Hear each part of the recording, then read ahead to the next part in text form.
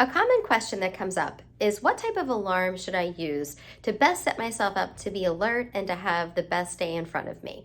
There's some research that looks at alarms that use light. That light gradually gets brighter and brighter. It mimics the sun, the cues that our body would naturally use from our ancestors on, that as the sun was coming up and it was getting brighter, that would wake us up.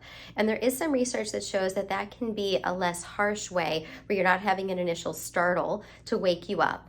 Looking at hues starting with the reds and the oranges, transitioning to the yellow. There's a lot of research that still needs to be done if that's the most effective, or if we should be using more of the harsher lights and the blue lights that we know can disrupt our ability to fall asleep. But there is some research out there that can show that that type of transitioning light alarm can be beneficial for some individuals, especially in certain circumstances. If you're, for instance, using blackout curtains and you're not naturally being able to get any light to cue the body to be able to wake up. It's going to be important to be able to track that and see that for yourself, because for some individuals, because those lights typically start about 30 minutes before wake up, some people will wake up earlier than intended and actually get less sleep. So we want to be cautious and see how you are responding and reacting to the time frame, the timeline, and the lighting. Also, from a sound perspective, while many people are using the alarms on their phones or a harsh alarm clock, we can find that sometimes that quick, harsh sound can cause an immediate startle. It can initiate that fight or flight response as soon as it's time to wake up, which can amp the body up into an immediate moment of being tense and being on edge instead of a natural, calmer wake up. But we will see the body start to settle down then again afterwards as it's trying to balance out. In these situations, it can be recommended to use more of a progressive or gradual sound, using an alarm that starts softer and slowly builds so that we can slowly be pulling us out of that sleep inertia and getting us to a wake-up point.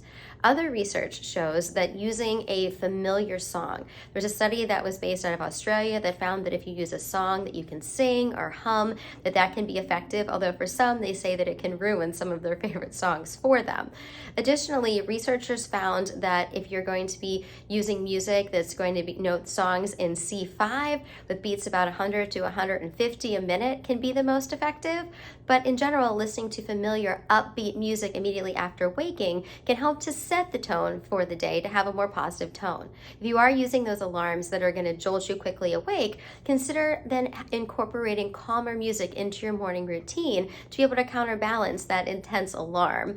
And the great news though is when you're having that set across the room, then not only is it important to have the consistent schedule, but then you can get out of bed to turn off the alarm instead of hitting the snooze button to set yourself up to be able to utilize that to get you moving throughout the day. And then of course, getting as much exposure to light as possible as soon as you're waking up.